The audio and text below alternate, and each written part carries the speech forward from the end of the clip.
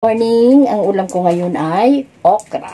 Ilalagay ko na siya sa kanin. Ito ang gagawin kong pinakagulay ko. Ayan, ilalagay ko na siya sa kanin. Init. Ayan, sasapaw ko na siya.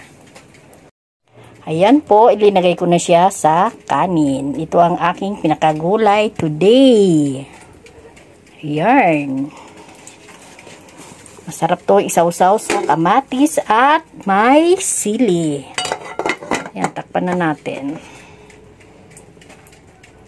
At ito naman ang para kay Baby Lorraine. Ayan siya. Mahilig siya sa talong. Ayan. Panalo na siya dito. Isaw-saw lang din niya to sa toyo at kalamansi. Ayan. Gustong-gusto niya tong mga talong. Ayan po. Naka-ready na yung talong na ipiprito ko. At nag-marinate din ako ng chicken. Ayan. May gulay at may prito. Ayan po, magprito na tayo ng talong. Okay. Napakahirap talaga magprito. Lagi akong natatalsika ng mantika. Aray, ito. Grabe.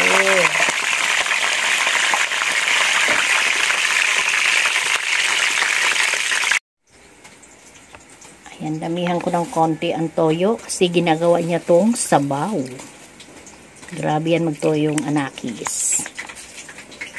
Ayan po natin ng sili at kalamansi. Ayan.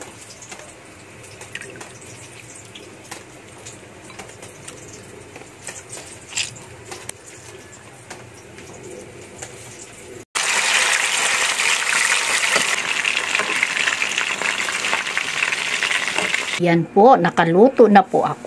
Ayan, kunti lang po ang aking rice ngayon kasi masyado na akong nananaba. Yan. Dito na lang po ako babawi sa okra. At isaw-saw ko dito sa toyo. Kain po tayo. Ayan po, kain na po tayo ng tanghalian. At tanghali na talaga siya. Unahin ko dito sa may puwet ng manok kasi dito yung kung saan nandito yung malinamnam. Okra. Ayaw kong kainin yung dulo ng okra.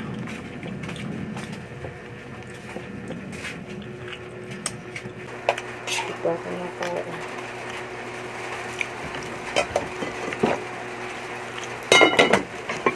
Yung pakapak.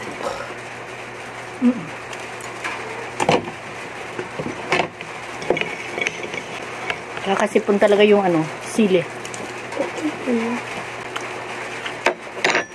Last.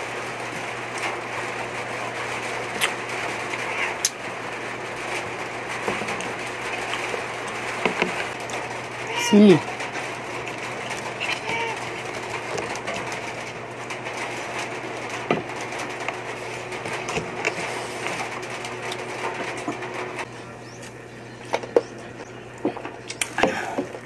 Anghang, grabe.